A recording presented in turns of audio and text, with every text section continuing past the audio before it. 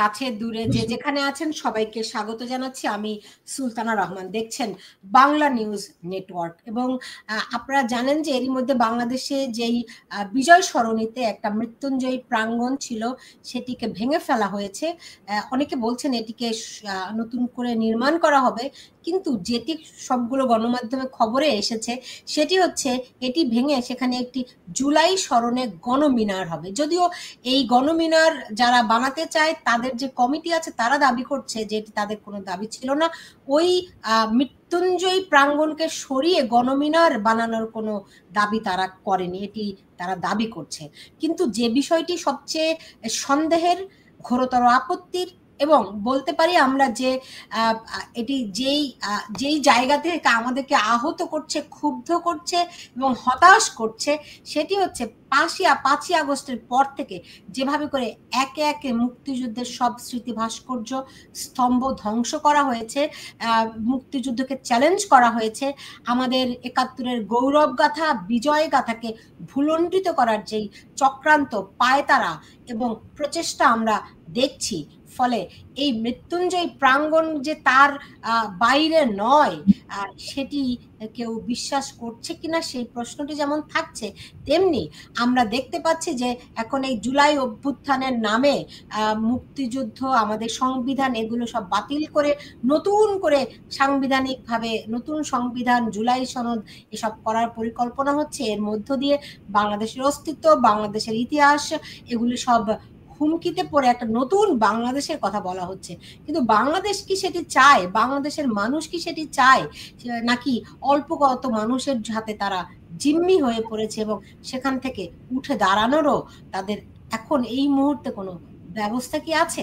এই প্রশ্নগুলোর জবাব খোঁজার আজকে চেষ্টা করব। আমার সঙ্গে অতিথি হিসেবে রয়েছেন বীর মুক্তিযোদ্ধা তাজুল ইমাম এবং তিনি শিল্পী একজন। আমার সঙ্গে রয়েছেন ঢাকা বিশ্ববিদ্যালয়ের গণযোগাযোগ ও সাংবাদিকতা বিভাগের সহযোগী অধ্যাপক এবং গণমিনার যেই কমিটিটি হয়েছে সে তার একজন সদস্য খোরশেদ আলম, এবং আমার সঙ্গে সুইডেন থেকে রয়েছেন ডক্টর মোহাম্মদ গোলাম সারোয়ার, তিনি লেখক এবং ব্লগার। আপনাদের তিনজনকে আমি স্বাগত জানাচ্ছি। এর মধ্যে আমি প্রথমে যেতে চাই ডক্টর খোরশেদ আলম, আপনার কাছে।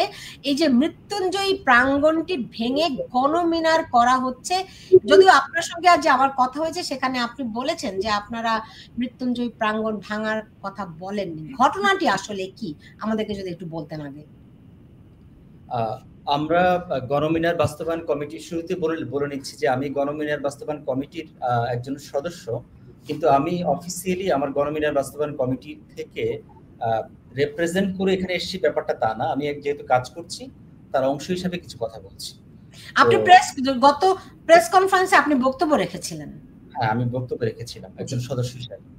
তো যেটা বলছিলাম যে সেটা হলো যে গণমিনার বাস্তবায়ন কমিটি আমরা দেশের সর্বস্তরের নাগরিকদের অংশগ্রহণে একটা স্বতঃস্ফূর্ত প্ল্যাটফর্ম তৈরি করেছি গত কয়েক মাস ধরে, যেখানে আমাদের কাছে একটা লিস্ট আছে। আমি প্রেস কনফারেন্সে সেই লিস্টটা পড়ে শুনিয়েছি যে যখন আমরা প্রেস কনফারেন্স করি 19শে জুন মধুর ক্যান্টিনে, তখন পর্যন্ত আমাদের কাছে আমাদের অ্যাক্টিভ মেম্বার ছিল অ্যারাউন্ড 60 জনের মতো। এখন সেটা 100 জনের উপরের মতো হয়েছে। তো আমরা যেটা ভাবছিলাম সেটা হচ্ছে যে আমাদের যে গণপ্রতিরোধের স্মারক হিসেবে এটা কেবলমাত্র জুলাই 2024 না, এটা হচ্ছে গত 250 বছর ধরে আমাদের যে নানান ধরনের মুভমেন্ট হয়েছে এই জনপদের মধ্যে। যেমন আমরা এখানে মেনশন করছি 1971 সালে যে ফকির সন্ন্যাসী বিদ্রোহ, 1831 সালের বারাসাত যুদ্ধ, এইভাবে যদি আমরা বলি যে 1952 সালের ভাষা আন্দোলন, 1971 সালের মুক্তিযুদ্ধ, 2006 সালের ফুলবাড়ি কনসার্ট যে মুভমেন্ট, তো আমরা এই যত মুভমেন্ট হয়েছে গত 250 বছরে বা তারও লম্বা সময় ধরে আমরা চেয়েছি তাদের আত্মত্যাগ এবং তাদের গণপ্রতিরোধের স্মারক হিসাবে একটা স্মারক মিনার করার জন্য। এবং সেই জায়গা থেকে আমরা সেই ধরনের প্রক্রিয়া দিচ্ছিলাম এবং আমরা ঢাকা উত্তর সিটি কর্পোরেশনকে আমরা রিকোয়েস্ট করেছি তারা কি আমাদের জন্য একটা জমি বরাদ্দ করতে পারে কিনা, এবং তারা আমাদেরকে একটা মৌখিকভাবে আশ্বাস দিয়েছে যে তারা বিজয় সরণি যে স্পেসটার কথা আমরা মেনশন করেছি প্রেস রিলিজে, আমি সেটা রিড আউট করছি যে Bir Uttam major general Azizur Rahman road, যেটা পুরাতন বিমানবন্দরের পার্শ্ববর্তী লিংক রোড ও বিজয় সরণির মধ্যবর্তী সবুজ চত্বর।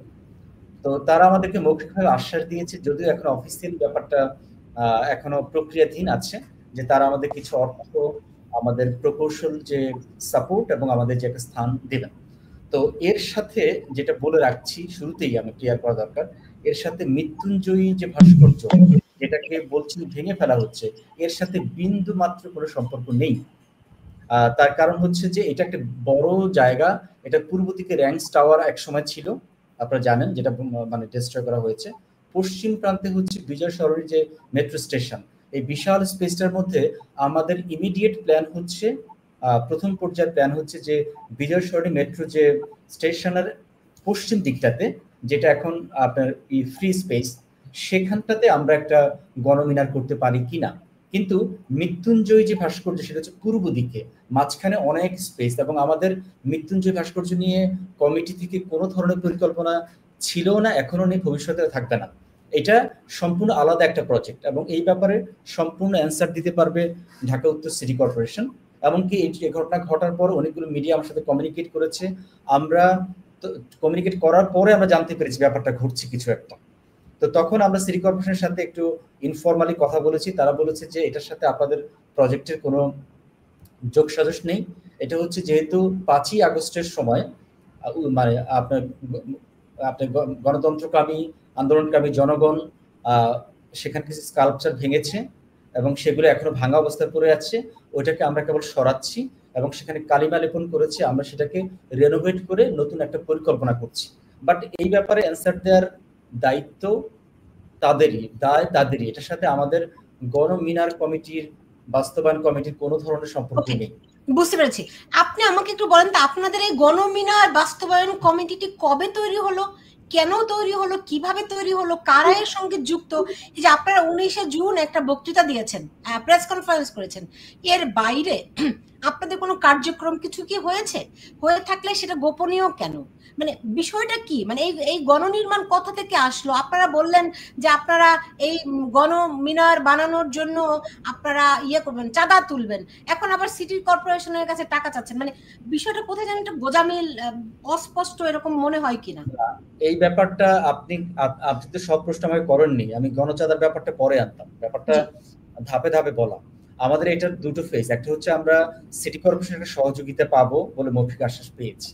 না, আগে আপনি আমাকে বলুন আপনারা গণমিনার নির্মাণ কমিটি কবে গঠন করলেন, কেনই বা করলেন? না না, এইটা কমিটি করার উদ্দেশ্যটা আমরা প্রেস কনফারেন্স ক্লিয়ারলি বলেছি, আমি আবারও বলছি যে আমি কিন্তু একটু আগেও বলেছি যে আমাদের এখানে গণপ্রতিরোধের যে আপনার ইতিহাস, গণপ্রতিরোধের যে নানান মোমেন্ট, এগুলো আমরা ধারণ করতে চাই, এগুলো আমরা স্মারক হিসেবে রাখতে চাই। আমরা দেখেছি যে আমাদের 71 নিয়ে আমাদের স্মৃতিসৌধ আছে, আমাদের ভাষা আন্দোলনের শহীদ মিনার আছে, আমরা মনে করছি জুলাই গণঅভ্যুত্থান এরকম গণমিনার হতে পারে, যেটা কেবলমাত্র জুলাই গণঅভ্যুত্থানের মধ্যে সীমাবদ্ধ থাকবে না, এটা আমরা ছড়িয়ে দিতে চাই একটা গণপ্রতিরোধের চেতনাকে সঞ্চারিত করার জায়গা থেকে। এখন আপনার প্রশ্নের অ্যান্সার আমি দিচ্ছি। গণমিনার কমিটির ব্যাপারটা এটা একটা ফরমেটিভ স্টেজে আছে, আমরা অনেকেই এর সাথে এক হয়েছি, বিশ্ববিদ্যালয়ের শিক্ষক, সাংস্কৃতিক কর্মী, সঙ্গীত শিল্পী, ফিল্ম মেকার, তারপর হচ্ছে বিভিন্ন প্রতিষ্ঠানের সাথে সম্পৃক্ত অনেকেই, বা ইউনিভার্সিটির শিক্ষার্থী। এবং এখানে আমার কাছে অলরেডি একটা লিস্ট আছে, যে লিস্ট আমি রিড আউট করেছিলাম, এটা এখন এতটা রিড আউট করার এখন সময় হয়তো হবে না, মানে 60 জন মানুষের আছে যারা এখানে কাজ করছে। তো এটা গোপন ব্যাপার না, যে কোনো একটা জিনিস আপনি যখন প্রেস কনফারেন্সে যাওয়ার আগে অনেকগুলো পর্যায়ে থাকে কথা বলার। এখন আপনি তো কোনো একটা জিনিস কনসিভ করেছেন মাথার মধ্যে, সেটা কি সেই দিনই আপনি জানিয়ে দিবেন? আপনি তো আগে একটা পরিকল্পনা করবেন, ভাববেন একটা জায়গায়, এটা যদি একটু আপনার কিছুটা ম্যাচিউর হলে তারপর সেটা শেয়ার করবেন। তো এটাকে আপনি যেভাবে গোপন শব্দের মধ্যে দিয়ে একটা কনস্পিরেসির মধ্যে নিয়ে গেছেন, ব্যাপারটা মোটেই তা না। এখানে যারা তারা প্রত্যেকেই বাংলাদেশের বিভিন্ন স্তরে বিভিন্ন জায়গায় প্রতিষ্ঠিত মানুষ। এখানে বাংলা একাডেমি মহাপরিচালক আছেন, এখানে ফিল্ম মেকার আছেন, ঢাকা ইউনিভার্সিটির প্রফেসর আছেন, আমি নিজে আছি, অনেকেই আছে। সো এখানে গোপন কোনো তৎপরতার ব্যাপার নেই। ওকে, এখন আপনি আমাকে বলেন, আপনি জানেন যে প্রেস সেক্রেটারি শফিকুল আলম তিনি বলছেন যে এই যে মব, এরা মব নয়, এরা আসলে প্রেসার গ্রুপ, রাইট? এরা রাস্তায় থেকে একটা প্রেসার তৈরি করবে সরকারের উপর, সরকার সেই অনুযায়ী কাজ করবে। ঠিক আপনারা যখন এরকম গণমিনার বাস্তবায়ন কমিটি গঠন করে প্রেস কনফারেন্স করলেন, হ্যাঁ, এর কদিন পরেই আপনার উত্তর সিটি কর্পোরেশনে সেগুলি ভাঙাচুরা শুরু করলো। মানে এটাও কি আপনারা একটা প্রেসার গ্রুপ তৈরি করলেন কিনা, যাতে করে আপনাদের কার্যটা মানে সরকার দেখাতে পারে আমরা এদের জন্য এই কাজটি করছি? এটা আপনি হচ্ছে একটা জিনিসকে আরেকটা জিনিসকে নিয়ে একটা কোলাজ তৈরি করছেন, যেটা আসলে দাঁড়াচ্ছে না কথাটা। সেটা হলো যে আপনার প্রেস সেক্রেটারি কি বলেছেন, এটা দায় তার, এটা অ্যান্সার আমরা দিব না। কিন্তু না মানে কনসেপচুয়ালি একটা একটা সঙ্গে রিলেটেড কিনা সেরকম মনে হচ্ছে কিনা?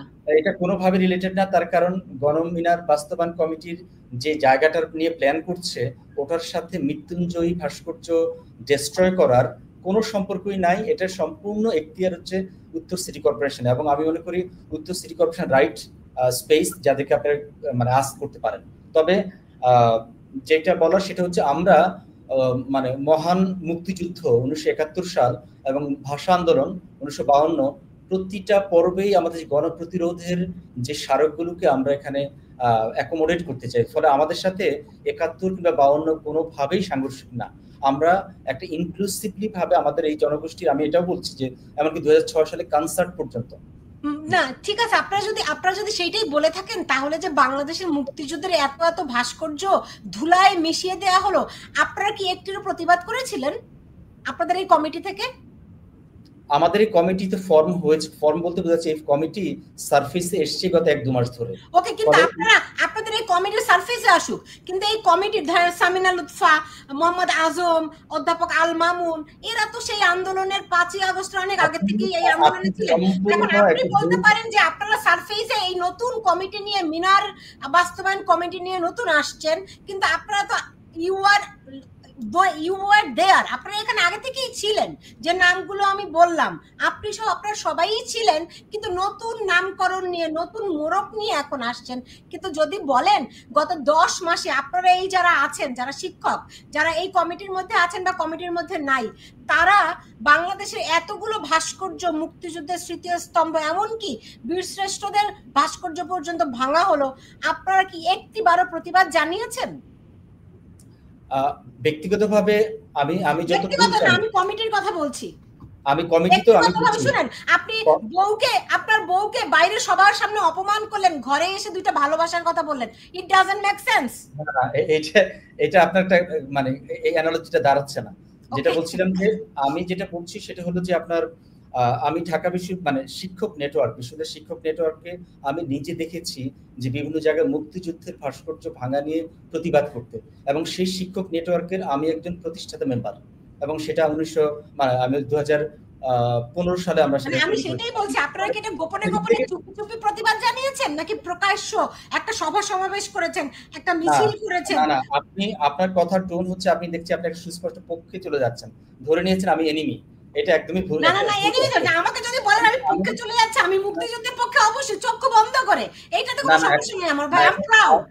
আওয়ামী লীগের ধরেন দালালি করাটা কোনোভাবে মুক্তিযুদ্ধের পক্ষের না, আমি এখানে আওয়ামী লীগ আসছে কোথা থেকে? আমি বলতেছি মুক্তিযুদ্ধের ভাস্কর্য। আপনি এখানে আওয়ামী লীগটা কোথায় পেলেন ভাই? সমস্যা তো আপনাদের ব্রেইনে নাকি? এটা হচ্ছে আওয়ামী লীগের ফ্রেম থেকে লেন্স দিয়ে মুক্তিযুদ্ধকে দেখতে হবে, এমন কোনো দায় কিন্তু আমাদের নেই। সো আমি মনে করি এখানে মুক্তিযুদ্ধের ভাস্কর্য ভাঙার সঙ্গে আওয়ামী লীগের লেন্সের কি সম্পর্ক বলেন? এই মুখস্থ তোতাপাকি মার্কা কথা বলা বন্ধ করে, এই যে আমার মুক্তিযুদ্ধের উপর আঘাত আসছে, আপনারা একটি প্রতিবাদ করেছেন কিনা এই প্রশ্নটি আমি আপনাকে করেছিলাম।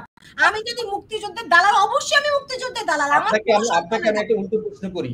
ধরুন যেখানে আমরা ভাস্কর্য করি তার ঠিক উল্টো পাশে মাওলানা ভাসানী নব থিয়েটার ছিল, তার নাম চেঞ্জ করে বঙ্গবন্ধু শেখ মুজিবুর নব থিয়েটার করেছে। ওইটা তো ফ্যাসিস্টের আমলের কথা বলছেন আপনি, ফ্যাসিস্টের আমলের কথা ভুলে যান। আমি তো নতুন বাংলাদেশের কথা বলছি। ভাসানী হচ্ছেন আওয়ামী লীগের প্রতিষ্ঠাতা 1949 সালে। আপনি কি প্রতিবাদ করেছেন? না, আপনি ফ্যাসিস্টের আমলের কথা আপনি আপনি জাস্টিফাই করার চেষ্টা করছেন। আপনি জাস্টিফাই করার চেষ্টা করছেন। আমি তো নতুন বাংলাদেশের কথা বলছি। আমি তো 5ই আগস্টের পরে এইভাবে করে। আচ্ছা দেখি আমার অন্য অতিথিরা কি বলেন। আপনারা কি ভাই আপনি কি বলেন বলেন, আমি শুনে দেখি। আমি কি আওয়ামী লীগের চোখে দেখছি, নাকি আপনারা কেউ আওয়ামী লীগ করেন? তাজুল ইমাম ভাই শুনতে পাচ্ছেন? হ্যাঁ শুনতে পাচ্ছি। জি, আমার আওয়াজটা ঠিক মতো যাচ্ছে? আমি যাচ্ছে শুনতে পাচ্ছি। মাইক্রোফোন লাগাবো? না আমি শুনতে পাচ্ছি, বলেন। ভুলে গিয়েছিলাম মাইক্রোফোনটা লাগাতে। একটা second, it will take just a second. Okay,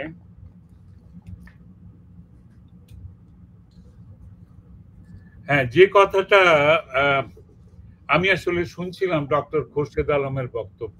হ্যাঁ, তার বাচন ভঙ্গি বা বলার যে কায়দা সেটা অদ্ভুতভাবে ডক্টর ইউনূসের সঙ্গে মিলে যায়। তাকে ইউরোপেও বিভিন্ন রকম প্রশ্ন করা হয়েছিল, আমেরিকাতেও করা হয়েছিল। তারা যখনই প্রশ্নের মধ্যে কোনো জবাবদিহিতার সম্মুখীন হন, যারা জুলাই ছাত্র আন্দোলনের সঙ্গে জড়িত ছিলেন, পরে সরকার পতন আন্দোলন করেছেন, তারা যখনই কোনো প্রশ্নবিদ্ধ হন কোনো ব্যাপারে, সঙ্গে সঙ্গে আরেকজনের দিকে দোষ দিয়ে দেন, না ওটা আমি জানি না, ওটা উনি জানার কথা। এগুলো হচ্ছে গিয়ে সরকারি আমলাদের মধ্যে যারা নিম্ন স্তরের ঘুষখোর এমপ্লয়ি তাদের অজুহাত। স্যার ওই পাশের টেবিলে উনি কোথায়, বলে উনি লাঞ্চে গিয়েছে, কখন আসবে বলে 3টার সময়। এইরকম অজুহাত আমরা শুনেছি, অনেক শুনেছি। এগুলো অজুহাত, এগুলো আপনারা ফাঁকিবাজি করছেন। হ্যাঁ, এই ফাঁকিবাজিটা ধরার মতো বয়স এই গত 71 বছর বয়সে আমি এসে অর্জন করেছি।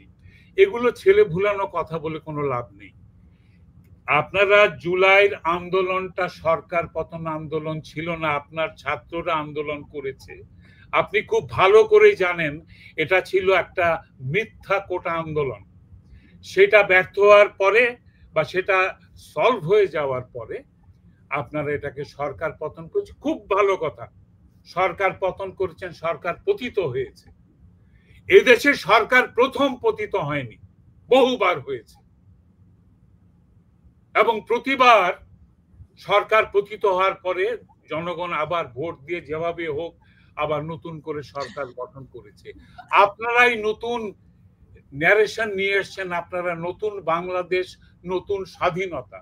আপনারা পরাধীন ছিলেন না, পরাধীন আমরা ছিলাম। 71-এ 2.5 লক্ষ মুক্তিযোদ্ধা ট্রেনিং নিয়ে যুদ্ধ করেছিল অস্ত্র হাতে।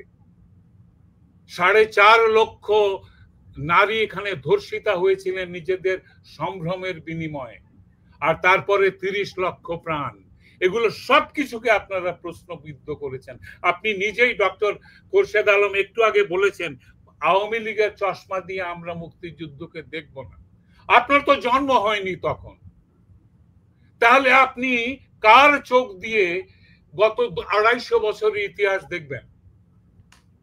আপনারা কার চোখ দিয়ে সেই তেভাগ আন্দোলন, কৃষক আন্দোলন, ফকির বিদ্রোহ অথবা অন্যান্য যেসব আন্দোলন হয়েছে, স্বদেশী আন্দোলন, কার চশমা দিয়ে দেখবেন? আপনারা তো ইতিহাস পড়ে তারপর সেটা জানবেন।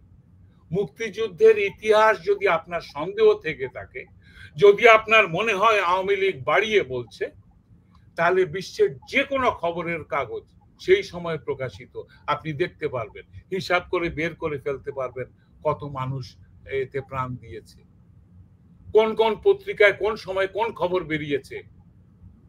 সে রাশিয়ার প্রাভদাতে জুন মাসে বেরিয়ে গেছে 20 লক্ষ মানুষের হত্যাকাণ্ডের কথা, ব্রিটিশ সংবাদপত্রে বেরিয়েছে, বিবিসি সে খবর দিয়েছে। আপনারা সব জানেন, আপনাদের মুঠো ফোনের মধ্যে গোটা পৃথিবীর সব ইতিহাস আছে, কিন্তু আপনাদের ন্যারেশন আলাদা। আপনারা এখন এই যে ইতিহাস মুছে দেওয়ার চেষ্টা করছেন, সেই ইতিহাস কত বছরের? 54 বছরের আগেও আরো 10, 15, 20 বছরের ইতিহাস এটার সঙ্গে জড়িত। পাকিস্তানের জন্মের পর থেকে এই প্রতিরোধ সংগ্রাম এইসবের ভেতর দিয়ে মুক্তিযুদ্ধ, তারপরে গত 54 বছর কেটে গেছে। আপনারা যদি মনে করেন যে 54 বছরের ইতিহাস টোকা দিয়ে ফেলে দেবেন, আর পথে ঘাটে অথর্ব হয়ে যাওয়া, বৃদ্ধ হয়ে যাওয়া এই জেনারেশন মুক্তিযোদ্ধাদেরকে গালের জুতার বাড়ি মারলে মানুষ মুক্তিযুদ্ধের ইতিহাস ভুলে যাবে, তাহলে চিন্তা করেন আপনার 2 সপ্তাহ যে সংগ্রাম করেছেন আপনারা, এটা কিসের বাতাসে উড়ে যাবে? আপনারা কি করেছেন আপনারা খুব ভালো করে জানেন। আপনাদের ন্যারেশন নিয়ে আমি তর্ক করতে আসিনি, তবে এই 5ই আগস্টে বা জুলাইয়ের আন্দোলনের পর থেকে যতগুলো স্থাপনা আপনারা ধ্বংস করেছেন, সেটা দেশের সম্পদ ছিল। এবং তারপরে আপনাদের 5ই আগস্ট আন্দোলন সফল হওয়ার পরে মুক্তিযুদ্ধের যতগুলো জাদুঘর, নথিপত্র, ভাস্কর্য, স্মারক সব আপনারা ধ্বংস করেছেন। শুধু সেটাই করেননি, আপনারা অনির্বাণ শিখা নিভিয়ে দিয়েছেন রেস কোর্সের মাঝখান থেকে, মুক্তিযুদ্ধের জাদুঘর থেকে, যেখানে পাকিস্তানি সেনাবাহিনীর আত্মসমর্পণের যে মিটিং এর ভাস্কর্য ছিল সব চুরমার করে দিয়েছেন আপনারা। আপনারা কিসের অজুহাত নিয়ে আসেন যে আমি জানতাম না, উনি জানেন, উনি জানেন না, তিনি জানেন? আপনারা সব জানেন। আপনারা যে প্রেসার গ্রুপ ক্রিয়েট করেছেন, এই প্রেসার গ্রুপটা হচ্ছে গিয়ে আপনার তৌহিদি জনতা, সো কল্ড তৌহিদি জনতা, যারা ধর্মের মুখোশ পরে বাংলাদেশে তাণ্ডব চালাচ্ছে এখন। আপনারা আওয়ামী লীগকে পরাভূত করতে গিয়ে আপনারা মুক্তিযুদ্ধকে মুছে দেওয়ার চেষ্টা করছেন। আমি জীবনের শেষ প্রান্তে দাঁড়িয়ে বলে যাচ্ছি, উচ্চারণ করছি, আমরা বাংলাদেশের প্রথম সেনাবাহিনী ছিলাম যারা দেশের জন্য যুদ্ধ করেছিলাম। বাংলাদেশের আর কোন সেনাবাহিনী দেশের জন্য যুদ্ধ করেনি, আমরা করেছিলাম। আপনারা যেটা করেছেন সেটা হুজ্জত। আপনাদের পেছন থেকে গুলি করে কারা মেরেছে আপনারা খুঁজে বের করেন। ন্যায় বিচার যদি চান আপনারা, আপনারা সত্যিকারের খুনিকে বের করার ধৃষ্টতা দেখান একবার। আমরা শপথ নিয়েছিলাম এদেশের সার্বভৌমত্ব, স্বাধীনতা, সংবিধানের পক্ষে আমরা দাঁড়াবো। যারা এখনো বেঁচে আছি, আমাদের বেশিরভাগই প্রয়াত হয়েছেন, আমরা যারা বেঁচে আছি আজকে আমি এই অনুষ্ঠানের মাধ্যমে পৃথিবীর সব জায়গায় ছড়িয়ে থাকা এবং বাংলাদেশেও যারা মুক্তিযোদ্ধা রয়েছেন সবাইকে বলছি, পথে নেমে আসুন। আপনাদের পরবর্তী জেনারেশন আপনাদের পাশে দাঁড়াবে। এই দেশটা এখনো রাজাকারদের অধিকৃত হয়ে যায়নি। মুক্তিযুদ্ধের স্মারক, ভাস্কর্য আর ইতিহাসের স্মারক, মিউরাল, টাইমলাইন এগুলো ভেঙে দিয়ে আপনি নতুন করে মুক্তিযুদ্ধের ন্যারেশন দেবেন। সেখানে আপনারা বলবেন যে শেখ মুজিবুর রহমান মুক্তিযুদ্ধের কেউ ছিলেন না। এইসব ফালতু মিথ্যা কথা ইতিহাস কখনো মানবে না। আপনারা ভণ্ড, আপনারা দ্বিচারী, আপনারা মিথ্যুক, আপনারা দেশের সর্বনাশ করছেন। আপনারা মুক্তিযুদ্ধকে মুছে দিতে চাইছেন। আমি আওয়ামী লীগের কেয়ার করি না, আওয়ামী লীগ ক্ষমতায় আসবে কিনা আমি জানিও না, কেয়ারও করি না। আমি বিশ্বাস করি মুক্তিযুদ্ধের পক্ষের মানুষ, আপামর জনসাধারণ এখনো মুক্তিযুদ্ধকে সম্মান করে, 30 লক্ষ শহীদকে সম্মান করে। আপনাদের এইসব চালাকি করা ন্যারেশন দিয়ে কোনো কাজ হবে না। আপনি যদি আমার মিনার ভেঙে দেন, আমার জীবদ্দশায় আমি সুযোগ পেলে আপনার মিনারও আমি ভেঙে দেব। জি হ্যাঁ, এই যে এরকম একটা অবস্থা দাঁড়িয়েছে ডক্টর গোলাম সারোয়ার, দেখুন এই যে আমি যেটা বলছিলাম যে যেভাবে করে শফিকুল আলম তিনি বলছিলেন যে মবরা, আপনি জানেন এই গত 10 মাসে 174 জন মানুষকে মানে পিটিয়ে মেরে ফেলেছে এই মবরা, কত ভাবে মানুষকে হেনস্থা করছে, নাজেহাল করছে। মানে আইন কানুনের কোনো তোয়াক্কা বাংলাদেশে আছে কিনা সন্দেহ হয় এগুলি দেখে। তো এখন ধরেন প্রথম দিকে তারা বলতো এগুলো সরকার, আওয়ামী লীগ সরকারের উপর গণরোষ থেকে এগুলো হচ্ছে, কিন্তু ধীরে ধীরে তো বের হয়ে আসলে এগুলি আসলে কারা। এবং সবশেষ আপনার শফিকুল আলম বললেন যে এগুলো আসলে মব না, তারা প্রেসার গ্রুপ। এখন ধরেন এই তৌহিদি জনতা, এই নামে এই যে বিএনপির লোকেরা দেখলাম, জামাতিরা, এরা নানান ভাবে মব তৈরি করে এখন বলছে তারা প্রেসার গ্রুপ। প্রেসার গ্রুপ অনেক রকমের হয়। এই যে আজকে খোরশেদ আলম যে বলছেন তারা একটা গণমিনার করার কমিটি তৈরি করেছেন, এরা একটা এরকম প্রেসার গ্রুপ কিনা যারা যারা মানে সুশীল প্রেসার গ্রুপ, যারা বলবে যে এটা করতে হবে, আমরা ওইটা করব ওইটা করব, আর অন্যদিকে এসে অন্য পক্ষরা এসে ভাঙচুর করবে। যেমন আপনি 32 নম্বর যখন ভাঙা হয়েছে তখন ইউটিউবে দিক নির্দেশনা দিছে, এদিকে সিটি কর্পোরেশনের বুলডোজার এসে ভেঙেছে, এদিকে খোরশেদ আলম, সামিনা লুৎফারা প্রেস কনফারেন্স করছে যে আমরা গণমিনার করব, ওইদিকে এসে সিটি কর্পোরেশনের বুলডোজার ভাঙছে। সম্পর্ক দেখেন নাকি? চালাকি। ধন্যবাদ সুলতান রহমান আপনার প্রশ্নের জন্য এবং আমাকে এখানে কথা বলার সুযোগ দেওয়ার জন্য, এবং আমি অবশ্যই ধন্যবাদ জানাচ্ছি তাজুল ইমাম আপনাকে এবং ডক্টর খোরশেদ আলম আপনাকেও। প্রথমত আমি খোরশেদ আলম যে ব্যাখ্যাটা দিলেন আমি পজিটিভলি সেটা বিশ্বাস করতে চাই, ঠিক আছে, যে এটা একটা সেন্সিবল ব্যাখ্যা। এখন এটা সত্যিকার অর্থেই ওনাদের গ্রুপের আসলেই ওনাদের ভেতরকার ব্যাখ্যা কিনা আমরা জানি না সেটা, কিন্তু এটা একটা সেন্সিবল ব্যাখ্যা, আমি এটা পজিটিভলি বিশ্বাস করতে চাই। বাট আমি আপনার কথার প্রথম অংশটা নিয়ে ডক্টর গোলাম স্যার, এটা তো বিশ্বাসের ব্যাপার না, এটা ফ্যাক্টের ব্যাপার, এটা বিশ্বাসের ব্যাপার না। আমি বলছি যে কোনো একজন যদি বলেন যে আমি আসলে এটা মনে করি, হ্যাঁ, এখন আমি তো অন্তর্যামী নই, আমি তো তার পেছন দিকটা দেখতে পারি না, হয়তো আগামী দিনে প্রমাণ হয়ে যাবে। যেমন আমি যদি প্রশ্ন করি খোরশেদ আলম, অধ্যাপক খোরশেদ আলমকে, যে এই বিষয়টা তো ভাঙা হয়ে গেছে গত একদিন বা 2 দিন হয়ে গেছে, তাই না, বা 1 দিন হয়ে গেছে, এখন পর্যন্ত আপনাদের দিক থেকে কোনো অফিসিয়াল প্রতিবাদ এসেছে কিনা, সেটা হয়তো আমি প্রশ্ন করতে পারি। কিন্তু আমি আসলে ওই জায়গার আগে অন্য একটা বিষয় নিয়ে কথা বলতে চাই। যে প্রেস সচিব তিনি বলেছেন মব এবং প্রেসার গ্রুপ। আমি খুবই দুঃখের সাথে বলতে চাই, উইথ ডিউ পার্সোনাল রেসপেক্ট, যে উনি অত্যন্ত উচ্চশিক্ষিত মানুষ, অত্যন্ত অভিজ্ঞ মানুষ, সাংবাদিক হিসেবে অনেক ডিগনিফাইড সাংবাদিক, কিন্তু আমার ধারণা আইদার উনি মিথ্যা কথা বলছেন, প্রতারণা করছেন, অথবা উনি আসলেই জানেন না মব কি আর প্রেসার গ্রুপ কি। ঠিক আছে, ধরেন আমি যদি খুব যারা শুনছেন আপনার শ্রোতাদের জন্য আমি যদি খুব সিম্পলিফাইড ওয়েতে বলি, প্রেসার গ্রুপ হচ্ছে একটা পজিটিভ ধারণা। অনেক মানুষ যারা একসাথে হন কিছু পজিটিভ কিছু অ্যাচিভ করার জন্য, সেটা হতে পারে মানবিক কোনো একটা দাবি, সেটা হতে পারে কোনো জনঘনিষ্ঠ কোনো একটা দাবি, বা সেটা অনেক কিছু হতে পারে, কিন্তু প্রেসার গ্রুপ একটা পজিটিভ ধারণা। পৃথিবীর কোথাও প্রেসার গ্রুপ ভাঙচুর করে না, পৃথিবীর কোথাও ভাঙচুর করে না, পৃথিবীর কোথাও প্রেসার গ্রুপ কোনো স্থাপনা ধ্বংস করে না, কোনো নারীদের নিয়ে অশ্রাব্য ভাষায় কথা বলে না। মানে এটা হচ্ছে প্রেসার গ্রুপ, এটা না। আর মব কি? মব হচ্ছে একটা ক্রাউড, একটা জনগোষ্ঠী বা একটা ছোট গ্রুপ বা বড় গ্রুপ, যারা কোনো ধরনের কার্যকারণ ছাড়া বা রিজনিং ছাড়া ধ্বংসাত্মক কার্যকলাপ করে, অপরাধমূলক কার্যকলাপ করে, ভাঙচুর করে, অন্য নাগরিকের অধিকার ক্ষুণ্ণ করে। দুটো সম্পূর্ণ ভিন্ন জিনিস, ঠিক আছে? মব একটা আর প্রেসার গ্রুপ আরেকটা। সো উনি কিভাবে মব আর প্রেসার গ্রুপকে ডিফাইন করলেন আমি সত্যি অবাক হয়েছি, ঠিক আছে? এটা একদম বেসিক একটা আন্ডারস্ট্যান্ডিং। দ্বিতীয় প্রশ্নটা হচ্ছে, সত্যিকার অর্থে যদি আমি বলি, আমি যদি মবের ডেফিনেশনটা নিই, তাহলে আসলে বাংলাদেশের এখনকার যে সরকারই আসলে সবচেয়ে বড় মব। কেন বলছি বিষয়টা? আবার ডেফিনেশনটা বলি, যে মব হচ্ছে একটা ক্রাউড যারা সরকার। আপনি খোরশেদ আলম তো এখন বলবেন যে আপনি আওয়ামী লীগের লেন্সে দেখছেন।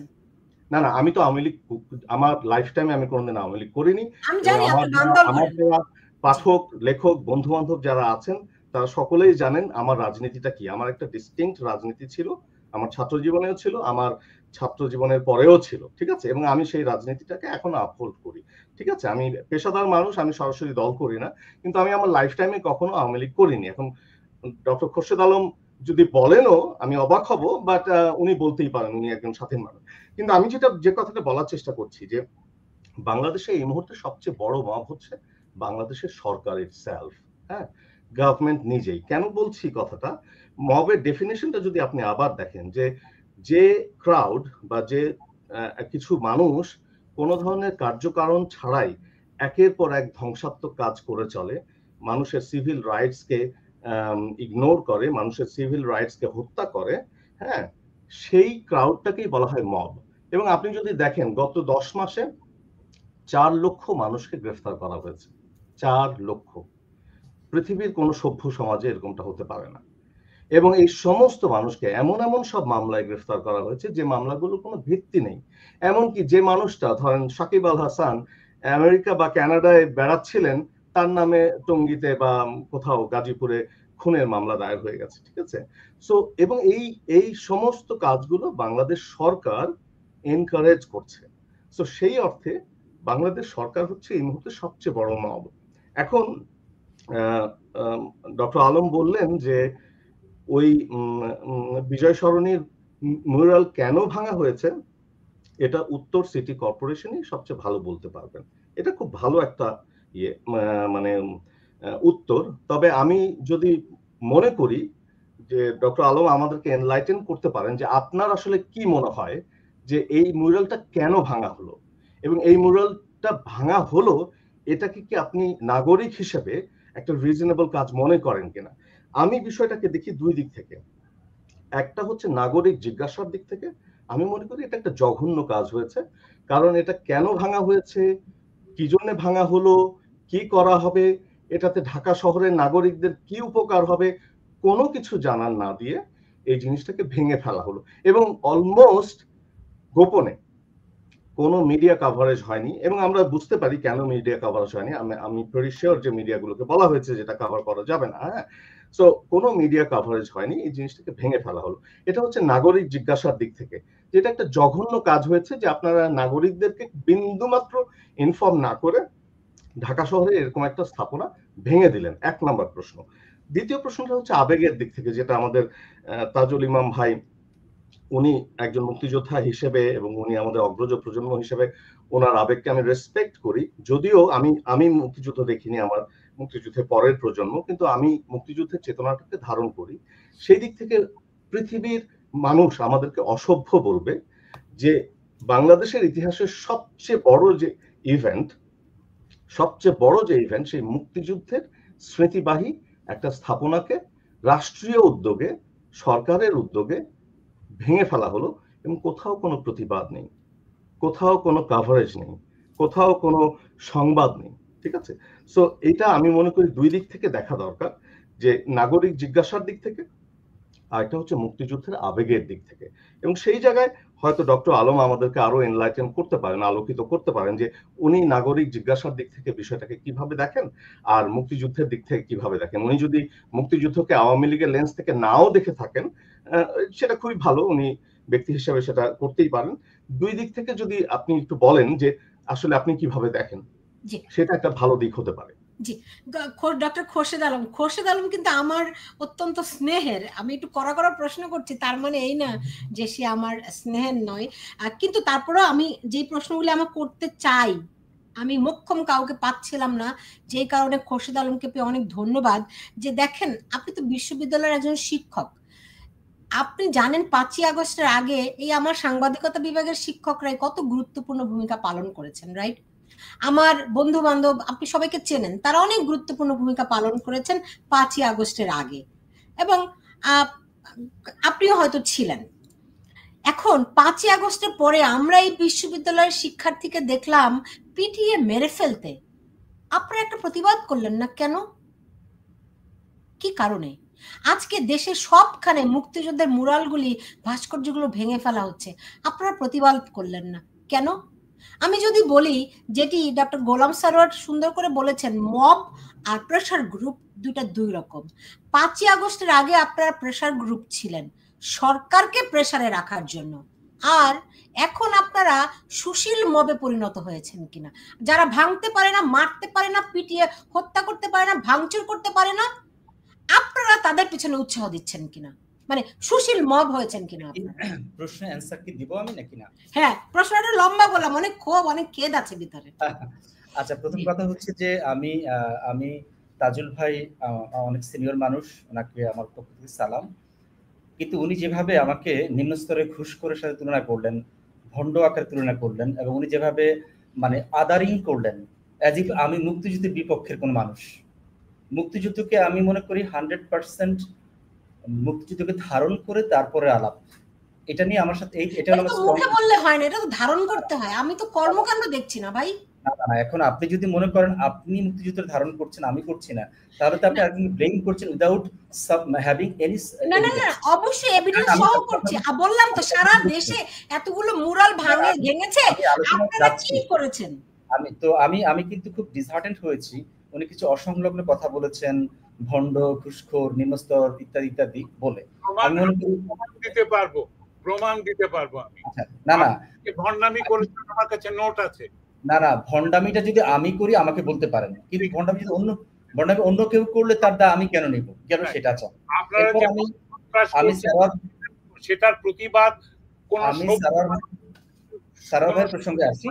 সারার ভাই জানতে চেয়েছিলেন আমাদের পক্ষ থেকে আমরা প্রেস রিলিজ দিয়েছি গতকাল মিডিয়াতে যে এর সাথে আমাদের বিন্দুমাত্র যোগসাজশ নেই। আমাদের পক্ষ থেকে আমাদের যে ফেসবুক পেজ আছে সেখানে আমরা তুলে ধরেছি, ইন্ডিভিজুয়াল প্রোফাইলে দিয়েছি, এমনকি অনেকগুলো মিডিয়া আমার সাথে যোগাযোগ করে সেখানে বলেছি। আমার সাথে সকালে যখন সুলতানা আপার কথা হচ্ছিল তখনও আমি এটা ক্ল্যারিফাই করেছি। নট নেসেসারি আমরা বসে আছি, আমরা করিনি তা না। আর আওয়ামী লেন্স দিয়ে আমি কিন্তু পার্টিকুলার একটা পয়েন্ট কি বলেছি, আমি এখানে সবাই ইনক্লুডিং সারোয়ার ভাই, আমি কিন্তু বলিনি সারোয়ার ভাই আপনি আওয়ামী লেন্স দিয়ে কথা বলছেন, আমি কিন্তু সুলতানা আপার একটা পয়েন্ট কি বলছি এটা আওয়ামী লেন্স দিয়ে দেখা। আচ্ছা, এবার আমি আসি ঢাকা ইউনিভার্সিটিতে যে ছাত্র হত্যার ব্যাপারে। সাম্য হত্যা হয়েছে সোহরাওয়ার্দী উদ্যানে, যেটা directly not part of Dhaka university, but তারপরে যেহেতু ঢাকা বিশ্ববিদ্যালয়ের শিক্ষার্থী এবং সোহরাওয়ার্দী ঢাকা বিশ্ববিদ্যালয় সংলগ্ন, সেটার দায় আমরা মনে করি বিশ্ববিদ্যালয় প্রশাসন নেওয়া উচিত। এবং সেই জায়গা থেকে আমরা, উনি জানেন না, আমরা অপরাজয় বাংলা পাদদেশী ঢাকা বিশ্ব শিক্ষক সমাজ, শিক্ষক নেটওয়ার্ক, সাদা দল সবাই প্রতিবাদ করেছে এবং তার ছবি এবং ভিডিওগুলো আমাদের কাছে আছে, প্রতিবাদ আমরা করেছি। কিন্তু এইটা বলে রাখি, এই ঢাকা বিশ্ববিদ্যালয়ে আবু বকর সিদ্দিক মারা গেছে 2010 সালে হলের ভিতরে, এফরমান হলে, তখন ডক্টর আরফিন সিদ্দিক ছিলেন উপাচার্য, সেটার বিচার আজও হয়নি। তা আমি বলছি যে এই বিচারহীনতার সংস্কৃতি নট নেসেসারি 10 মাস এস্টাবলিশ হয়েছে, এই সংস্কৃতি পরম্পরা ধরে আমরা এর জের বহন করছি। আমি মনে করছি যে এইটার দায়টা পূর্ববর্তী গভর্নমেন্টকেও নিতে হবে। কেবলমাত্র আপনি এই গভর্নমেন্টকে দোষারোপ করছেন, তারাও তো এই কাজটা করেনি, হলের ভিতর ছাত্র মারা গেছে সেটার বিচার হয়নি। তা আমি বলছি ডক্টর খোরশেদ আলম, আমার পয়েন্টটি কোথায় দেখুন, খোরশেদ আলম প্রতিবাদ হওয়া দরকার। আমরা প্রতিবাদ করেছি, আমরা বলছি অপরাজয় বাংলার পাদদেশে আমরা প্রতিবাদ করেছি, শিক্ষক সমাজ থেকে, শিক্ষক নেটওয়ার্ক থেকে, সাদা দলের দিক থেকে, এবং আমরা লিখিত সোশ্যাল মিডিয়া সেটা করেছি, আর যেটা ডিজিটাল রেজিস্ট্যান্স বলে। জি, আপনি দেখুন, আপনি বলেন যে বিগত সরকারেরটাও করতে হবে। আরে বিগত সরকার তো ফ্যাসিস্ট ছিল, বিগত সরকার খুব খারাপ ছিল, খুবই জঘন্য, বাংলাদেশে কোনো মানবাধিকার ছিল না, গণমাধ্যমের স্বাধীনতা ছিল না, সেই জন্যই তো আপনারা রেভলিউশন করলেন, রাইট? রাইট কিনা বলেন? আপনি আসল করে কথা বলছেন না, আপনি তো বিগত সরকারের কোলে ঝোল টেনে কথা বলছেন। যদি এমন হতো আমি কোলে ঝোল টানছি, যদি আপনি বিগত সরকারকে ক্রিটিক করতেন তাহলে আপনি নিউট্রালিটি প্রমাণ হতো। না না না না না, আপনি এখন ওরে মেরে ফেলেছেন দেখে আমি তাকে মারবো? না না না, আমি তো আপনাদের চোখ দিয়ে দেখি না, আমি তো আপনাদের চোখ দিয়ে দেখি না, আমি দেখি 5ই আগস্টের পরে কিভাবে করে আমার মুক্তিযুদ্ধের উপর আঘাত আসছে, এবং সেখানে আপনারা যারা প্রেসার গ্রুপ হিসেবে আগে ছিলেন তারা কিভাবে এখন সুশীল মবে পরিণত হয়েছেন, আমি সেই বিষয়টা তুলছি। এটা হচ্ছে আপনার স্পেকুলেশন, এটা কোনো সাপোর্টিং ইয়ে না, আপনি প্রমাণ দিয়ে দেখেন কোথায় মব করেছে। ওকে, দেখি তাজুল ইমাম ভাই বলছিলেন তার কাছে প্রমাণ আছে, কি কি প্রমাণ আছে বলি শুনি। পুরো লিস্ট করে রেখেছি, দাঁড়া আমি বের করি কোথায়। এটা কিন্তু ভালো লাগছে যে সুশীল মব, মানে এরা নিজেরা মারতে পারে না। গোলাম সারোয়ার, আপনার কাছে কি মনে হয়, আপনি যে মবের যে ডেফিনেশন দিলেন তাতে করে এটা এটা সুশীল মব হয় কিনা? না না, তা তো বটেই। কেন আপনি দেখেন যে 10 মাসে 4 লক্ষ, 10 মাসে 4 লক্ষ মানুষকে গ্রেফতার করা হয়েছে, প্রতিদিন 1300 মানুষ করে গ্রেফতার হয়েছে বাংলাদেশে, এভরি ডে 1300 মানুষকে গ্রেফতার করা হয়েছে, যাদের 99% মানুষকে গ্রেফতার করা হয়েছে কোনো ধরনের সুস্পষ্ট কারণ ছাড়া। এখন ডক্টর আলম বলছেন, আমি জানি না উনি নাগরিক হিসেবে কিভাবে এটাকে রিঅ্যাক্ট করেন। আরো একটা কথা আমি বলতে চাই, আসলে আমি গণমিনার এই প্রকল্পের বা এই প্রস্তাবনার দু একজনের সাথে আমি যোগাযোগ করেছি। আপনি সত্যি যে আপনারা প্রেস রিলিজ দিয়েছেন যে এর সাথে আপনাদের কোনো সম্পর্ক নাই, আমি আসলে জানতে চেয়েছিলাম যে আপনারা আসলে এই কাণ্ডটার প্রতিবাদ করেছেন কিনা, কারণ আপনাদের ইন্টারেস্টটাও কিন্তু একই, যে ঐতিহাসিক আমাদের যত সংগ্রাম আছে সেই সংগ্রামের চিহ্নগুলোকে বা ইতিহাসটাকে একটা জায়গায় নিয়ে আসা। সেই জায়গায় আমাদের সবচেয়ে বড় অর্জন যে সংগ্রামটা, সেই সংগ্রামের একটা স্থাপনাকে ভেঙে ফেলা হলো। সো এটা কিন্তু আপনার এক ধরনের ইমপ্লিসিট দায়িত্বও হয়ে যায় যে আপনি 250 বছরের ইতিহাস সংরক্ষণ করতে যাচ্ছেন, আর মুক্তিযুদ্ধের ইতিহাস একটা ভেঙে ফেলা হলো, সেটার প্রতিবাদ আপনি করেছেন কিনা আমার প্রশ্নটা ছিল। বিষয়টা নেই, এটা আমি বুঝতে পেরেছি, আমিও দু একজনকে জিজ্ঞেস করেছি, তারা বলেছে যে না, আমাদের সাথে কোনো সংশ্লিষ্টতা নেই। আমি বলেছি আমরা যখন জানতে পারলাম যে এরকম ঘটনা ঘটছে, তখন আমরা সিটি কর্পোরেশনের সাথে যোগাযোগ করলাম। তারা যেটা বললো, তাদের ভাষ্যটা আমি জাস্ট করছি। তারা বলছে যে এটা তো আসলে 5ই আগস্টে এটা অনেকটা ডিস্ট্রয় করেছে, 5ই আগস্টে ওখানে কালিমা লেপন করেছে, ভাঙচুর করেছে, আমরা এটাকে সরিয়েছি, নতুন ভাবে এটাকে রেনোভেট করবে বলে, এটা ছিল তাদের ভাষ্য। এখন তারা বলছে এটা তো অলরেডি ভাঙা, এটা আমরা ভাঙিনি, আমরা কেবলমাত্র এটাকে রেনোভেট করার জন্য একটা উদ্যোগ নিয়েছি মাত্র। এখন এই ব্যাপারটা যদি সত্যি সত্যি তাই হয়ে থাকে,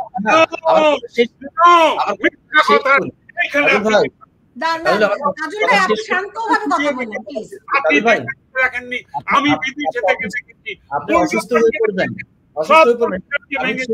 কি মিথ্যা কথা বলেন আপনি? কাকে কি শেখাতে এসেছেন এখানে? আপনি কি আমাকে রাস্তার পাগল মনে করেন নাকি, না শিশু মনে করেন যে আপনি আমাকে শেখাবেন? আমি নিজে দেখেছি। আপনি বলছেন, সেটা হলো যে যদি সত্যিকার অর্থে তারা 1971-কে ডিস্ট্রয় করতে চায়, 1952-কে ডিস্ট্রয় করতে চায়, তাহলে আমি মনে করি আমাদের তীব্র প্রতিবাদ করতে হবে। আমাদের এই প্ল্যাটফর্মে তীব্র প্রতিবাদ আমরা করব, বা আমাদের করা উচিত। ইন্ডিভিজুয়াল হিসেবে আমি মনে করি সেই দায় এবং দায়িত্ব আমার এর প্রতিবাদ করা, যদি সত্যিকার অর্থে তারা 71-কে এবং 52-কে ডিমিন করতে চায়। কিন্তু তাদের ভাষ্যটা হচ্ছে এটা তো অলরেডি আপনার মানে 5ই আগস্টে ডিস্ট্রয় করেছে, কালিমা লেপন করেছে, আমরা কেবল এটা রেনোভেট করতে চাই, এটা ছিল তাদের ভাষ্য। ফলে আপনারা যদি তাদেরকে আস্ক করেন আরো ভালো অ্যান্সার পাবেন আমার ধারণা। জি, তাজুল আমাদের স্পিরিটটা আমরা বলতে পারি গণমিনার বাস্তবায়ন কমিটি কোনোভাবেই 71 এবং 52-কে তারা সমুন্নত রাখতে চায়, তার এগেইনস্টের কোনো শক্তি না। সমুন্নত রাখতে চাইলে তো তারা এই ভাঙচুরগুলি প্রতিবাদ করতো রে ভাই, এই কথাটা তো বারবার করে বলতেছি। আপনি যেভাবে একটা দায় চাপিয়ে দিচ্ছেন একজনের উপর, একটা গ্রুপের উপর, আপনার আমার সবারই এই দায় তো আমাদের সবারই। আমরা তো না না, যেহেতু আপনারা মাঠে আছেন, সরব আছেন, সেই 5ই আগস্টের আগে থেকে আছেন। জি, তাজুল ইমাম ভাই বলুন। ডক্টর আলমকে আমি একটা প্রশ্ন করতে চাই। হ্যাঁ, এই যে সমুন্নত রাখতে হবে, হ্যাঁ মনে রাখতে হবে, ভুলে গেলে চলবে না, এই কথাগুলো আপনারা কবে উপলব্ধি করেছেন? আপনাদের গত 10 মাসে কবে উপলব্ধি করেছেন? এটা সিম্পল কোয়েশ্চেন। আপনারা উপলব্ধি করেছেন অতি সম্প্রতি। সো এটা উপলব্ধি নয়, এটা একটা চালাকি। এটা কি যে কথা বলে এখন ইসে করা যাবে? এই সরি, আমার কল চলে আসতেছে। হ্যাঁ, তো যে কথা বললে এই মুহূর্তে আপামর জনসাধারণ যারা আহত হয়েছেন মুক্তিযুদ্ধকে অপমান করাতে, তাদের খানিকটা মলম লাগানো হবে, তাদের খানিকটা মানে মিথ্যা সান্ত্বনা দেওয়া যাবে, এই জন্য এই কথা বলছেন। আর যে কারণে বলছেন যে আমরা জানি না, সিটি কর্পোরেশন জানে। এবার আমার ন্যারেশনটা আমি বলবো। সুলতানা, তুমি দেখেছিলে আমার একটা কার্টুন আমি এঁকেছিলাম যে একটা বিরাট সাপ বাংলাদেশকে, অনেকগুলো মাথা, যেটা বাংলাদেশকে গিলে খেতে এসছে, একটা কার্টুন এঁকেছিলাম আমি। বাই দ্য ওয়ে, আমার পেশা ছবি আঁকা, কাজে আমি এগুলো করি। এটা কেন এঁকেছিলাম? এই যে একটা সাপ কিন্তু তার 5টা মাথা। একটা মাথা হচ্ছে ধর্মীয় মাথা, যারা ধর্মীয় সন্ত্রাস তৌহিদি জনতা তৈরি করে এই কি বলে নরসুন্দর এই দরিদ্র হিন্দু মানুষদের পরিবারকে বা এদেরকে হেনস্থা করছে, পিটিয়ে মারছে, লুট করছে। আরেকটা মাথা যেটা ওয়েবসাইটে এবং সোশ্যাল মিডিয়াতে তাদের নিজস্ব ন্যারেটিভ দিয়ে যাচ্ছে, যে জয় বাংলা ছিল, জয় শব্দটা ইন্ডিয়া থেকে ধার করা হয়েছে, ভারতের উস্কানিতে মুক্তিযুদ্ধ হয়েছিল, এই ধরনের কথাবার্তা এরা প্রচার করে যাচ্ছে। না 30 লক্ষ নয়, 3000 মানুষ খুন করা হয়েছিল মুক্তিযুদ্ধের সময়। এই ধরনের ফালতু ন্যারেশন দিচ্ছে, মিথ্যা কথা বলছে মুক্তিযুদ্ধকে নিয়ে। আরেকটা সাপের মাথা, যারা ইন্টেলেকচুয়াল, যারা ছাত্রদের মাথার মধ্যে নেগেটিভ ন্যারেটিভ ঢুকিয়ে দিচ্ছে যে তোমরা যেটা করেছো এটা কিন্তু 30 লক্ষ শহীদ হয়েছে, এগুলো বাজে কথা। যেভাবে ওই যে নিউ ইয়র্কের ওই সাংবাদিক ইলিয়াস আলী যেভাবে বলে 30 লক্ষ, এগুলো ফালতু কথা, এগুলো ভুয়া কথা। এইগুলো 20 ছাত্রদের মাথায় ঢুকিয়ে দিচ্ছেন এক ধরনের সুশীল শিক্ষক সমাজ। ওকে, এই সাপের আরো মাথা আছে, যারা এক মাথা ওই পরাশক্তির কাছে বন্দর এবং করিডোর বিক্রি করে দিতে চায়, আরেক এরা ওই বলে সেন্ট মার্টিন আইল্যান্ডকে দিয়ে দিতে চায় পরাশক্তির হাতে। সাপটার অনেকগুলো মাথা আছে, কাজেই এই মাথা যদি বলে না আমি কিন্তু খাইনি, তার অর্থ এই নয় যে অন্য মাথা খায়নি। সাপ একটাই। বাংলাদেশের ইতিহাসকে, বাংলাদেশের মুক্তিযুদ্ধকে, মহান স্বাধীনতা আন্দোলনকে ধূলিসাৎ করে দেওয়ার জন্য যে নীল নকশা নিয়ে এসছে, জামাতি নীল নকশা, পাকিস্তানি নীল নকশা অথবা লস্করি তৈয়বা নীল নকশা, সেইটাই এখন বাস্তবায়িত হচ্ছে। এখন কিভাবে? লস্করি তৈয়বার ভিডিও আপনারা সবাই দেখেছেন, আমার ধারণা ডক্টর আলমও দেখেছেন, যে পাকিস্তান কখনোই শত্রুকে ক্ষমা করে না। পাকিস্তান প্রতিশোধ নেয়। पिछले साल में हम लोग बांग्लादेश में ये कर कर दिखाया। আমি নিজের কানে শুনেছি, ভিডিওটা এখনো ইয়েতে আছে, নেটের মধ্যে আছে। লস্করি তৈয়বে এখানে প্রতিশোধ নিয়েছে বাংলাদেশে এসে গত 24-এ। কাজে আপনি আমাকে আর যাকেই বোঝান, আপনার যে কোনো ছাত্রকে, আমি আপনার ছাত্র হতে পারলে হয়তো কিছুটা জ্ঞান লাভ করতাম, কিন্তু আমি জন্মেছি আপনার, সম্ভবত আপনার বাবার চেয়ে আমার বয়স বেশি হবে। আমি কোনো আপনাকে পুট ডাউন করছি না, আপনি জ্ঞানী মানুষ, বিশ্ববিদ্যালয়ের শিক্ষক, কিন্তু ওই যে ডক্টর ইউনূস এসে বলেছেন বুদ্ধি বুদ্ধি বুদ্ধি দিয়ে আমাদের জয়ী হতে হবে। বুদ্ধির সঙ্গে একবার বিবেকের কথা বলেন, যে বিবেকও লাগবে। বিবেকের কাছে পরাজিত হবেন না, নিজকে প্রতারিত করা শেখাবেন না ছাত্রদেরকে। আপনারা ভুল ন্যারেশন দিয়েছেন বলে এতগুলো ছাত্র রাস্তায় আততায়ীর হাতে প্রাণ দিয়েছে। সবগুলো এখন তো বেরিয়ে এসছে। আপনাদের লোকই তো বাইরে গিয়ে বলতেছে যে আমরা যখন জুলাই হত্যাকাণ্ড করেছি, তখন আন্দোলন করেছি, তখন এইভাবে ছাত্রদেরকে হত্যা করতে হয়েছে। আমার কথা নয়, ব্রিটেনের সংবাদপত্রের মধ্যে নাম গোপন করে সাক্ষাৎকার দিয়েছে, তাদের কাছে সব রেফারেন্স আছে।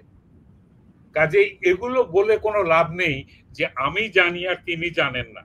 এই বেলুচিস্তানের যে নেত্রী, বেলুচিস্তান এখন স্বাধীনতা আন্দোলন করছে, আমার লজ্জিত হই যখন সেই নেত্রী বলে ये बेलुचिस्तान है, ये बंगाल नहीं, हम लोग हमारा शहीद को कभी नहीं भूलेगा। আমাদের শহীদদেরকে আমরা কখনো ভুলবো না, আমরা বাঙ্গাল নয়, আমরা বেলুচিস্তান। এই অহংকার করছে যারা এক সময় বাংলাদেশের এক্সাম্পল নিয়ে পাকিস্তান থেকে স্বাধীন হওয়ার অনুপ্রেরণা পেয়েছিল। আমি লজ্জিত হই যখন দেখি একজন প্রয়াত 7 বছর 10 বছর আগে মারা গেছেন একজন মুক্তিযোদ্ধা, যার কবরের মধ্যে জুতা স্যান্ডেল রেখে আগুন লাগিয়ে দিয়েছে হিজবুত তাহরিররা। জিজ্ঞাসা করি এখন ডক্টর খোরশেদ আলমকে, উনি বলবেন আমরা জানি না, আমরা এগুলো নিন্দা করি। আপনারা যদি গড়ে তোলার মতো অধিকার রাখেন, ক্ষমতা রাখেন ডক্টর আলম, তাহলে আপনারা প্রতিবাদ করারও অধিকার আছে, আপনার ক্ষমতাও আছে, কিন্তু আপনার সেটা করছেন না। আপনি কোথাও করছেন না। আজকে মুক্তিযোদ্ধাদের গলার মধ্যে জুতার মালা দিয়েছে, চর চাপড় দিচ্ছে। একজন মাথায় তার স্ট্রোক করেছে, 80 বছর বয়স, স্ট্রোক করেছে ভদ্রলোকের। 2 হাতে মাথাটা ধরে বলছে মাথায় মেরো না, আমার স্ট্রোক হয়েছে। রক্তাক্ত করে ফেলেছে মেরে মোল্লারা। প্রেসার গ্রুপ, তো প্রেসারের জন্য আমাকেও একটু দেন না সুযোগ। দেখেন আমি রিভার্স প্রেসার কি করে দেই, দেবেন না তো সেটা। আমি দেশদ্রোহী হয়ে গেলাম, এক্ষুনি আমি দেশদ্রোহী হয়ে গেলাম বাংলাদেশের এই প্রেসার গ্রুপের বিরোধিতা করে। আমি লজ্জিত, আমি ক্ষুব্ধ, লজ্জিত, আহত, এবং আমি মনে করি এই অন্যায়, এই চরম অন্যায়। আমার কাছে এখানে 200-র মতো লিস্ট আছে কি কি করেছে আপনার ছাত্ররা। পড়বো, সময় আছে? একটু পরে পড়েন তাজুল ভাই, আমি আপনার কাছে আসবো, কিন্তু খোরশেদ আলমের কাছে আমার অনেকগুলো প্রশ্ন আছে। আমি ফিরবো, আপনার কাছে আসবো, কিন্তু খোরশেদ আলম আমাকে একটা জিনিস বলেন। আপনারা কথাই বলি, বাংলাদেশের মিডিয়ার কোনো স্বাধীনতা নেই। যে অপরাধে শেখ হাসিনাকে অপরাধী করা হয়েছে, আওয়ামী সরকারকে, তার থেকে 10 গুণ বেশি অপরাধ করছেন এই বর্তমান ইউনূস সরকার। একটা খবর কোনো কিছু দেওয়ার অধিকারই নেই মিডিয়ার। আমি চ্যালেঞ্জ করতেছি, রিটেন মিডিয়াতে সামান্য কিছু হলেও আসে ইনডিরেক্টলি, ভিজুয়াল মিডিয়াতে কিচ্ছু আসে না। আমরা শুধু ইউটিউবের ভিডিও দেখি, কোনটা যে সত্যি আর কোনটা যে বানোয়াট কিছুই বোঝা যায় না। কিন্তু তারপরে সত্য কিন্তু চাপা থাকে না, সত্য উঠে আসে। আপনার কাছে দুইটা প্রশ্ন রাখি, হ্যাঁ, সেটি হচ্ছে প্রথমত যেহেতু মিডিয়ার ব্যাপারটা, মিডিয়া আপনি কি চোখে দেখেন মিডিয়া কতটুকু স্বাধীন আছে এখন? আর দ্বিতীয় প্রশ্নটি যেটি আপনারা এই কয়েকদিন আগে প্রেস কনফারেন্সে দাবি করেছেন, যেই মিনার আপনারা গণমিনার বানাবেন সেখানে 1400 শহীদের নাম খোদাই করা থাকবে, রাইট? এই 1400 শহীদের নাম আপনারা কোথায় পেলেন? জাতিসংঘ বলেছে যে তারা 1400 সব মিলিয়ে 1400 মারা যেতে পারে জাতিসংঘের প্রতিবেদনে, এবং এই 1400-র মধ্যে আপনার ছাত্ররা তো আছেই, সঙ্গে আছে আওয়ামী লীগের সদস্যরা আছে পুলিশের সদস্যরা, ফলে আপনারা 1400 নাম কোথায় পেলেন? আবার সরকার যে তালিকা প্রকাশ করেছে সেই তালিকায় আপনার শহীদ হচ্ছে গিয়ে 740, কিন্তু আপনারা 834, কিন্তু আপনারা 1400 শহীদের তালিকা কোথায় পেলেন? কাদের নাম খোদাই করতে চান? আচ্ছা, আমি একটা একটা করে অ্যানসার দিই। তার আগে বলি যে তাজুল ভাই ওভার সিম্পলিফাইড করছে, মনে করছে যে আপনাদের বলতে এখানে কোনো একটা, এখানে এনসিপি আছে, এখানে বিএনপি আছে, এখানে জামায়াত আছে, হিজবুত তাহরির আছে, এখানে বামপন্থী দলগুলো আছে। এটা তো অনেক বড় একটা প্ল্যাটফর্মে অ্যান্টি আওয়ামী অনেকগুলো ফোর্স আছে। আপনি যদি সবগুলোকে এক একটা করে আলাপটা করেন তাহলে এটা বিটিং অ্যারাউন্ড দ্য বুশ হবে, এটা আসলে ওভার সিম্পলিফাইড হবে, আলাপটা আগাবে না। তো আমি উইথ ডিউ রেসপেক্ট যেটা বলি, মিডিয়ার স্বাধীনতার ব্যাপারে আপনি দেখেন বাংলাদেশে এই পর্যন্ত 45টা চ্যানেল আসছে, এর মধ্যে 40টা চ্যানেল আসছে আওয়ামী লীগের সময়। আওয়ামী লীগের প্রথম পিরিয়ড 1996 to 2001 পর্যন্ত আসছে 4টা চ্যানেল, পরবর্তী লাস্ট রেজিম 15 বছর আসছে 36টা চ্যানেল, মোট 40টা চ্যানেল।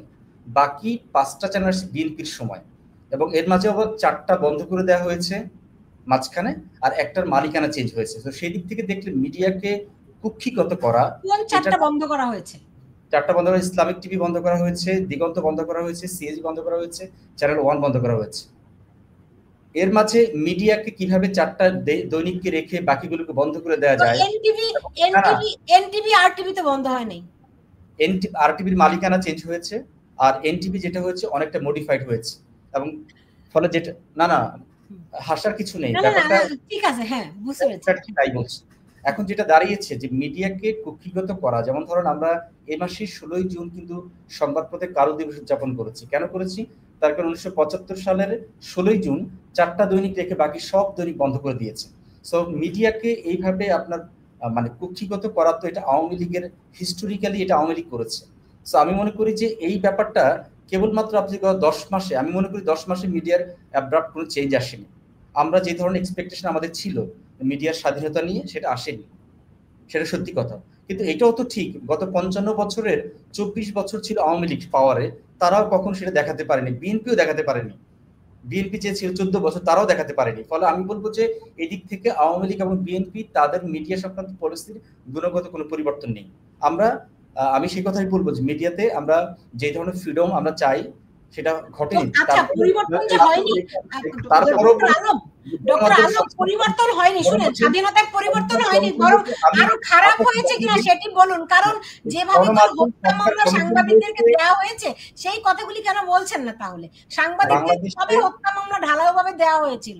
বাংলাদেশে সাংবাদিক 2013 সাল থেকে 23 সাল পর্যন্ত আইন এবং সালিশ কেন্দ্র বলছে যে 30 জন সাংবাদিককে গুম এবং খুন করা হয়েছে এই সময়ের মধ্যে।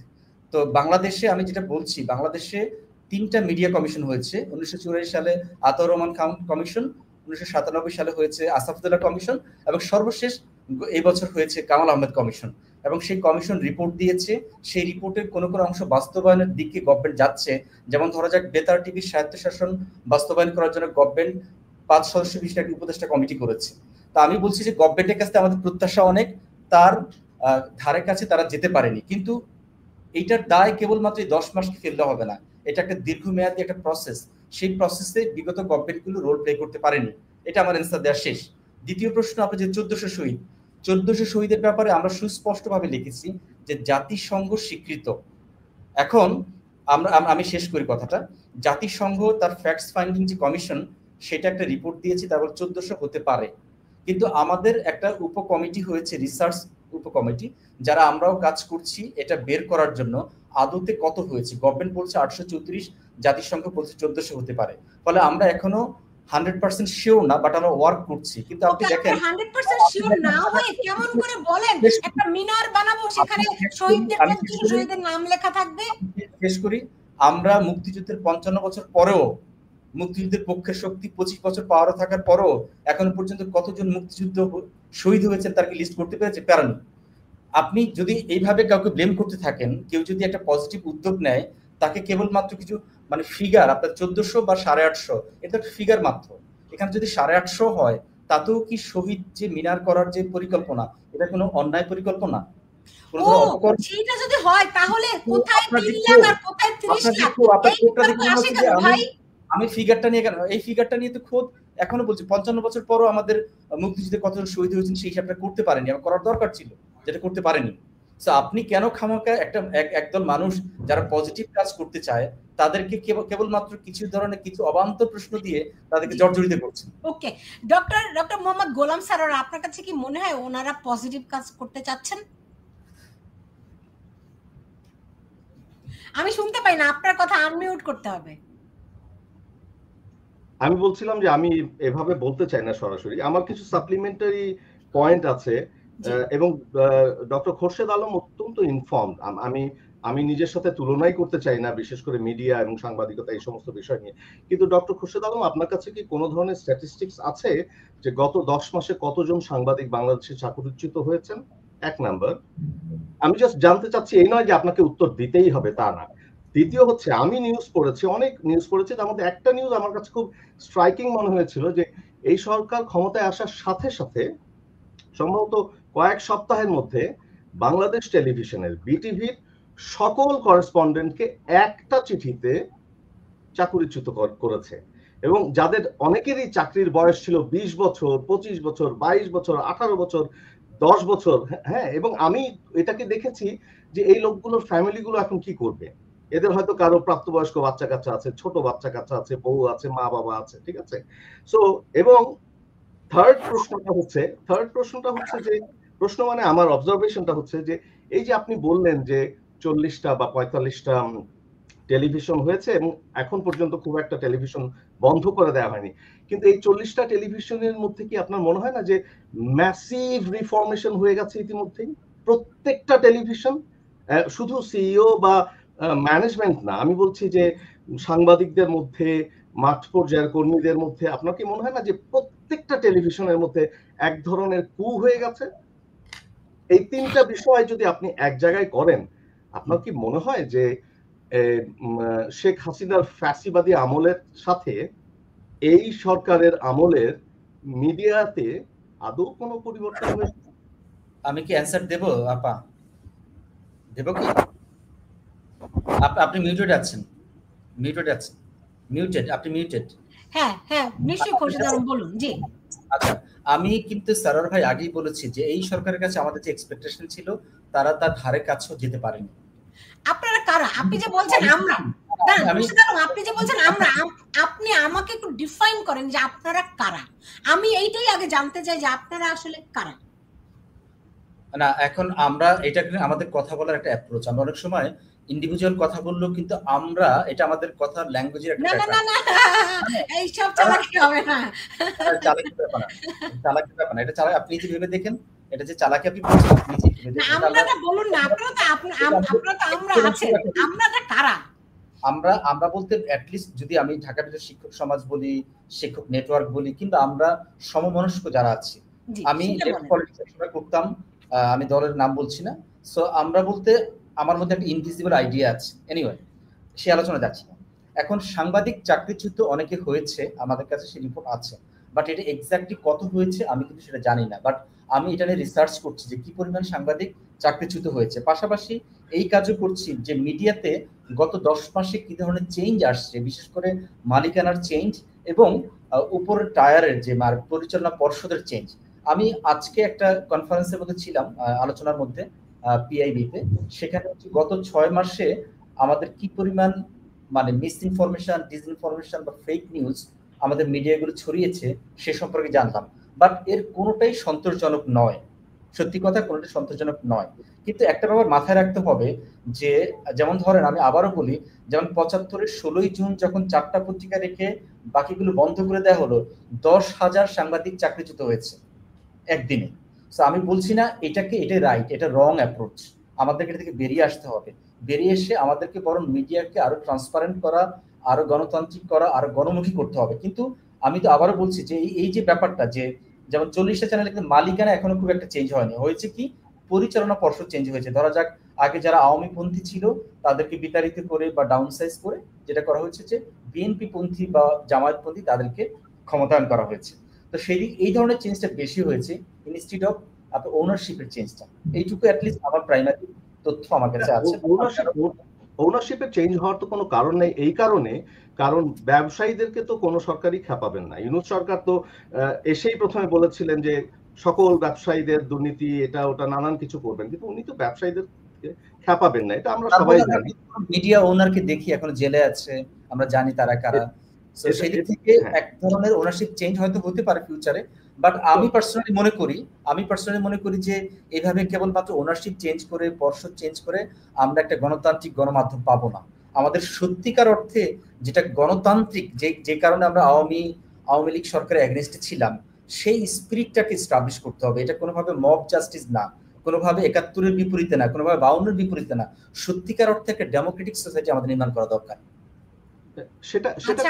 আপনি তো বলতে পারলেন না ডক্টর খোরশেদ আলম যে কত সাংবাদিক চাকরিচ্যুত হয়েছে। আপনি দেখেন ডেইলি স্টারের খবর আমি আপনাকে দেখাচ্ছি, এই 266 জন সাংবাদিকের বিরুদ্ধে ফৌজদারি মামলা হয়েছে। কেন ইমাজিন, 266 জন সাংবাদিকের বিরুদ্ধে ফৌজদারি মামলা, হত্যা মামলা।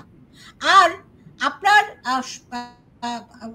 প্রায় 300 সাংবাদিকের অ্যাক্রিডিটেশন কার্ড কেড়ে নেওয়া হয়েছে, প্রায় 500-র উপরে সাংবাদিক চাকরিচ্যুত হয়েছে, অসংখ্য সাংবাদিক ভয়ে আতঙ্কে ঘুরে বেড়াচ্ছে। এবং এই যখন অবস্থা হয়, যখন যারা কর্মরত আছেন তাদের মধ্যে বেশিরভাগ কি বেকার বসিয়ে রাখা হয়েছে। এগুলি কি আপনারা দেখেন নাকি দেখেন না? এই ব্যাপারে আমার যেটা বলার সেটা হলো, প্রথমত সাংবাদিকতাকে আপনার আহত করা কোনোভাবেই কাম্য না। কিন্তু একটা ব্যাপার ভুলে গেলে চলবে না, এই সাংবাদিকদের মধ্যে অনেকেই কিন্তু মানে মোর দ্যান আওয়ামী লীগের ছিল এবং তাদের শত শত হাজার হাজার কোটি টাকার খবর আমরা পাচ্ছি। এদের কেবলমাত্র নিছক সাংবাদিক হিসাবে যদি আপনি দেখেন, তাহলে আমি বলবো আপনি সত্যকে আড়াল করছেন, পাশাপাশি তাদের অপকর্মগুলো দেখতে হবে। খোরশেদ আলম, যদি তারা করে থাকে আপনি তাদের বিচার করেন। খোরশেদ আলম, যদি তারা এগুলি করে থাকে তাহলে আপনি তাদের বিচার করেন, মামলা দেন, তদন্ত হোক। পার্সোনালি আমরা মনে করছি যে বিচার করা উচিত, কিন্তু আপনারা যখন এটা জাস্টিফাই করেন, এই জন্য আমি বলি কি সুশীল মব কিনা আপনারা, কারণ আপনারা যখন ওইগুলোকে জাস্টিফাই করেন অন্যায়কে, তখন ওটা সুশীল মবের মতো শোনায় কিনা, আপনারা সেটা বোঝেন কি? এটাকে অন্যায় বলছে। আমি তো বলছি যে সাংবাদিককে আক্রান্ত করাটা সমীচীন নয়, কিন্তু কেউ যদি সাংবাদিক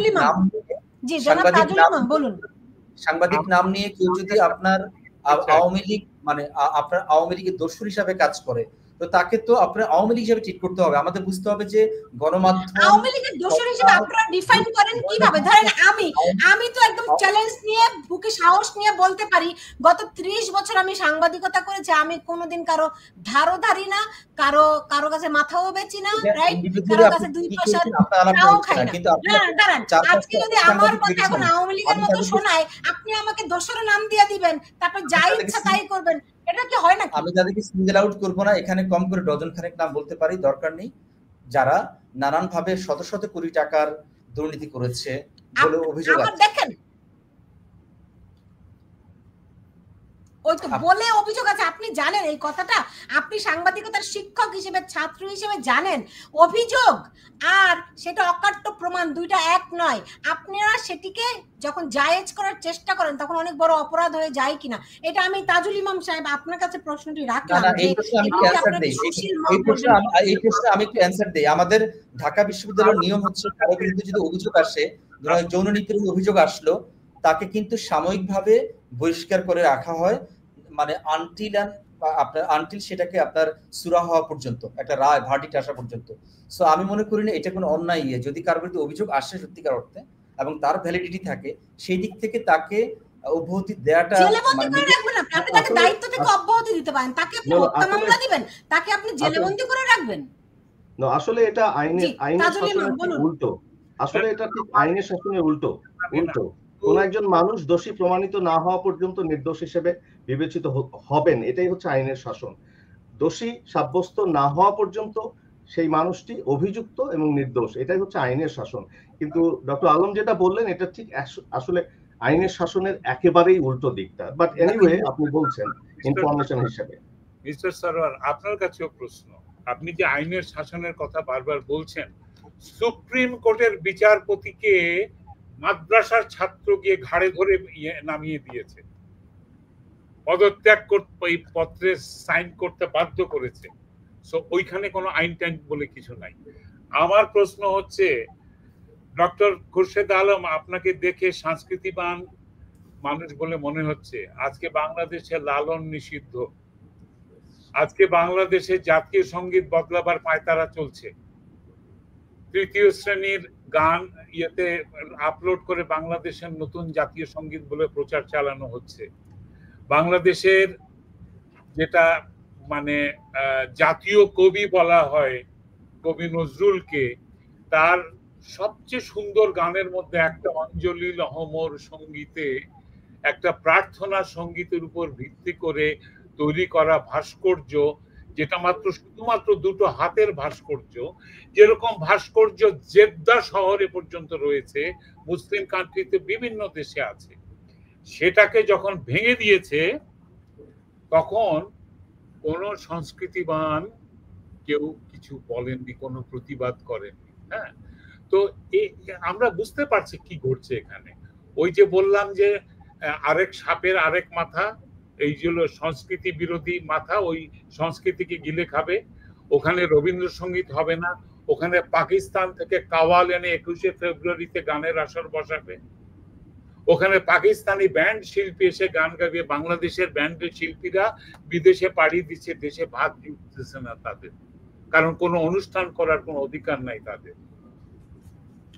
হ্যাঁ, তো এগুলো চলছে বাংলাদেশে। হ্যাঁ, এগুলো অনেক অজুহাত আপনি দিতে পারবেন। আমি আমি অপেক্ষা করছি যে কিন্তু শেষ নয়, জেড অক্ষরটা অ্যালফাবেটের শেষ অক্ষর হতে পারে, কিন্তু তারপরে মানে জেনারেশন আলফা আসবে, এ আসবে, তারপরে আবার শুরু হবে। আমি শেষ করতে হবে প্রায়, আমি গেলাম রে, আমার অন্য কাজ আছে। অনেক আমিও শেষ করবো। তাজুল ইমাম, আপনাকে অনেক ধন্যবাদ জানাচ্ছি আমার সঙ্গে আজকে যুক্ত হওয়ার জন্য। আপনি শিক্ষক, আপনি আইনবিদ, আপনাদের দুজনকে আমি সম্মান জানাচ্ছি। সুলতানা আমার স্নেহভাজন বলে তাকে আমি তুমি সম্বোধন করি।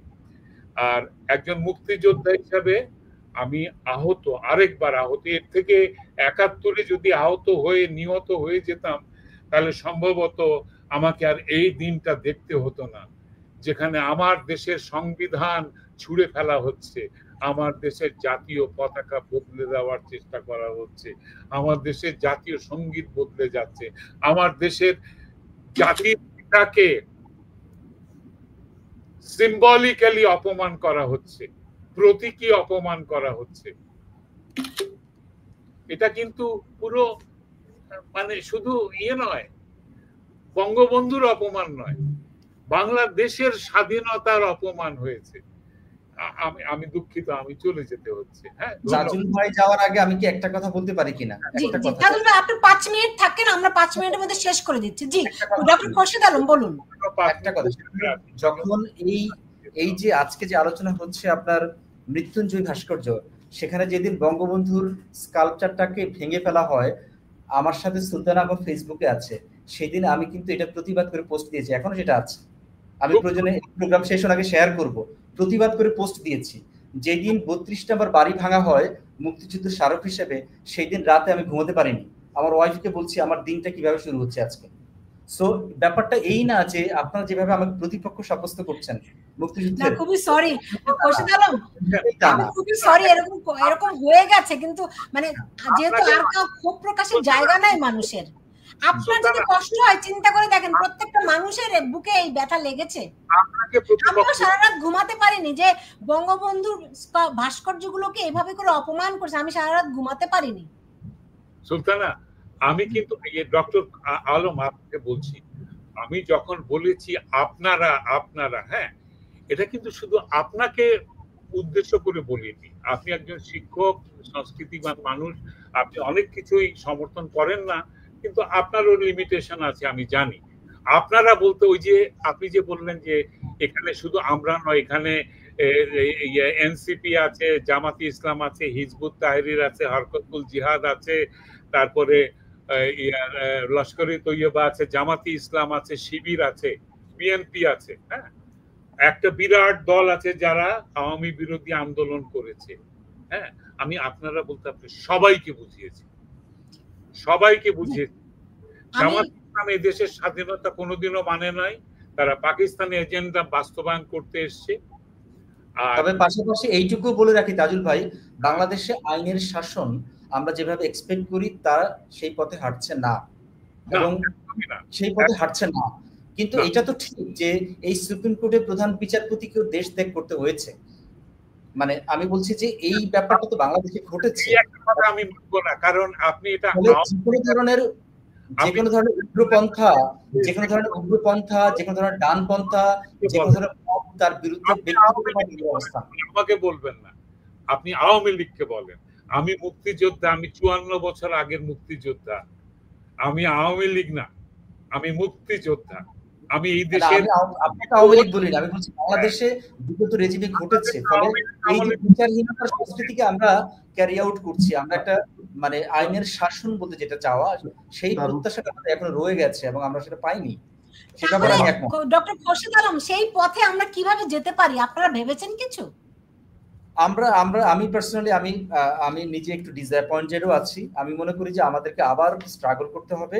একটা ব্যাপার মাথায় রাখতে হবে, 1947 সালে যখন ভারত পাকিস্তান ভাগ হয় তার 1 বছর পরে কিন্তু মুসলিম লীগ বিরোধী জিন্নাহ বিরোধী মুভমেন্ট হয়েছে এই ঢাকাতে। 1971 সালে যুদ্ধের পর 72 সালে যখন বঙ্গবন্ধু অধিষ্ঠ হন, ক্ষমতাসীন হন, তারপর কিন্তু 1 বছরের মাথায় তুমুল অজনপ্রিয় হয়ে যান। একইভাবে ডক্টর মোহাম্মদ ইউনূস 24-এ আসার পর খুব দ্রুত অজনপ্রিয় হচ্ছেন। এখন ব্যাপার হচ্ছে এটা কেবলমাত্র একজনের লিমিটেশন না, এটা হচ্ছে মানুষের যে পরিমাণ স্কাই স্কেপার প্রত্যাশা থাকে আর সোসাইটি যে পরিমাণ ভঙ্গুর অবস্থায় থাকে, নানান ধরনের পক্ষ বিপক্ষ থাকে, এগুলোকে মিটিগেট করে এটাকে চ্যানেলাইজ করে একটা ডেভেলপমেন্টের দিকে যাওয়া। আপনাদের কি মনে হয় আপনারা বারবার আওয়ামী লীগের দিকে অভিযোগের আঙ্গুল দিয়ে এই সমস্যার সমাধান করতে পারবেন বলে কি মনে হয়? আমি কিন্তু ব্যাকগ্রাউন্ড বলে দিই, 47, 72, 24, আমি কিন্তু শুধু আওয়ামী লীগ বলিনি। আমি বর্তমানে দাঁড়িয়ে বলছি, বারবার আওয়ামী লীগের দিকে আঙ্গুল তুলে আপনারা কি মনে হয় সামনে আগাতে পারবেন? এই যে সম্প্রতি আমরা করেছি, আপনারা ডিসঅ্যাপয়েন্টেড হচ্ছেন, এই ডিসঅ্যাপয়েন্টেড জি না, এটা হচ্ছে একটা রিঅ্যাকটিভ অ্যাপ্রোচ যে আওয়ামী লীগ কি করেছে ভুল সেটাকে বারবার দেখানো, বরং আমি বেটার কাজ করব, ভালো কাজ করব, সেটা দিয়ে আওয়ামী লীগের খারাপ কাজকে রিপ্লেস করা উচিত। কিন্তু আমাদের সোসাইটি বরাবরই পেছনে হাঁটা, যে ধরা যাক 17 বছর বিএনপি ক্ষমতা ছিল না, আমরা 17 বছর ধরে আওয়ামী লীগকে দেখেছি যে বিএনপির জুজুর ভয় তাড়িয়ে বেড়াচ্ছে, যেভাবে কমিউনিজমের জুজুর ভয় তাড়িয়ে বেরিয়েছিল আপনার ইয়েতে। আমি বলবো যে আমাদেরকে বরং প্রোঅ্যাক্টিভ হওয়া দরকার। আওয়ামী লীগের ভুলগুলো থেকে শিক্ষা নিয়ে আমরা কিভাবে বেটার সমাজ, সংবেদনশীল সমাজ, নারী বান্ধব সমাজ, আদিবাসী বান্ধব সমাজ, পরিবেশ বান্ধব সমাজ তৈরি করতে পারি, মুক্তিযুদ্ধের সত্যিকার অর্থে মুক্তিযুদ্ধের একটা মানে চেতনাকে বাস্তবায়ন করতে পারি, সেরকম সমাজ নির্মাণ করা দরকার আমাদের। তো সেই পথে আপনারা হাঁটছেন কিনা আমার তো প্রশ্ন সেই। আমি তো গভর্নমেন্টের কেউ না, আপনি যেভাবে আপনারা তো প্রেসার গ্রুপ, আমি না হয় বলেছি আপনারা সুশীল মব, আপনারা তো প্রেসার গ্রুপ হিসেবে কাজ করেন, সেই পথে হাঁটছি, কিন্তু অন্যর দায় আমি নিতে পারবো না। আমি ইন্ডিভিজুয়ালি সেই পথে হাঁটছি। আমি মনে করি যে ভালোকে ভালো বলা, খারাপকে খারাপ বলা, এটা আমাদের দায় এবং ইয়ে আছে। নিঃসন্দেহে। ডক্টর খোরশেদ আলম, তাজুল ইমাম এবং ডক্টর মোহাম্মদ গোলাম সারোয়ার, আপনাদের তিনজনকে অনেক বলেনি, একটা কথা বলেনি, আমি শেষ করব। হ্যাঁ, ডক্টর ইউনূস বিলেতে গিয়ে উনি বিবিসির সাংবাদিককে বলেছেন যে বাংলাদেশের লোক খুব খারাপ, জনগণ খুব খারাপ, এরা শাসককে বা গভর্নমেন্টকে হেট করে এবং পয়সা দিলে ভোট দেয়। উনি যদি বাংলাদেশের প্রান্তিক জনগণকে সম্মান না দেখান, এই প্রান্তিক জনগণ কিন্তু ভোট দিয়ে পাকিস্তানের বিরুদ্ধে আওয়ামী লীগকে, বঙ্গবন্ধুর দলকে জয়ী করেছিল, যার ফলশ্রুতি স্বাধীনতা, সেই জনগণকে উনি মূর্খ এবং পয়সা দিলে ভোট দেয় এই ধরনের অপমানজনক কথা বলেছেন। তো আমরা কার কাছ থেকে কি শিখবো? না, সেটাই আসলে নিশ্চয়ই এর ভিতর থেকে বাংলাদেশের মানুষ অদম্য, বাংলাদেশের মানুষ সীমাহীন সাহসী, তাদেরকে কোনোদিনও দাবায় রাখা যায়নি এবং যত অন্যায় তাদের উপর হোক নিশ্চয়ই তাদেরকে দাবায় রাখা যাবেও না। এখন যে পরিস্থিতি চলছে নিশ্চয়ই বাংলাদেশের মানুষ এর সঠিক একটা মানে এই অবস্থা থেকে উত্তরণের একটা পথ তারা নিশ্চয়ই খুঁজে পাবে।